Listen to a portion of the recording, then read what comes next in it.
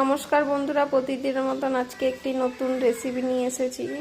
তো আজকে আমি কুমড়া ফুলের বড়া করব, তো দেখতে থাকো কিভাবে করি। তো এখন আমি এইগুলোকে ধুয়ে ভালো করে পরিষ্কার করে দেখব পোকা আছে নাকি। এই যে এইগুলোর ভিতরে পোকা থাকে, তো তোমরা ভালো করে দেখবে এগুলোকে।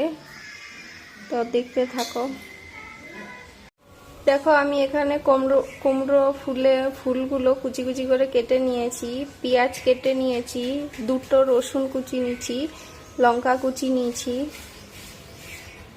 বড়া করার জন্য আমি এখানে হলুদ গুঁড়ো, জিরে গুঁড়ো, কালো জিরে, নুন, স্বাদ মতন আর পরিমাণ মতন বেসন নিয়ে নিলাম।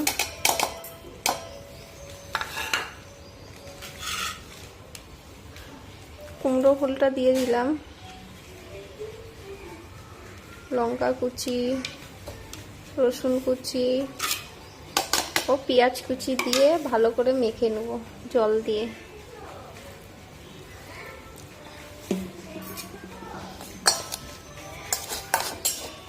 দেখো ভালো করে এগুলো মেখে নিয়েছি, তো তোমরা এভাবে মেখে নিবে। এখন আমি বড়াগুলো ভেজে নেব। দেখো বন্ধুরা, কড়াইতে তেল দিয়ে বসিয়ে দিচ্ছি, তেলটা গরম হয়ে গেছে। এখন আমি বড়াগুলো দিয়ে দিচ্ছি।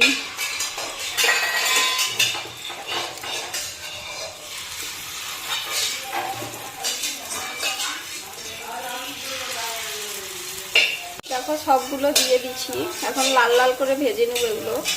বন্ধুরা, কুমড়া ফুলের বড়া হয়ে গেছে, তো তোমরা এইভাবে ঘরে করবে। আর কার কার ভিডিওটি ভালো লেগেছে কমেন্ট করে বলবে, আর প্লিজ সাবস্ক্রাইব করে দিও।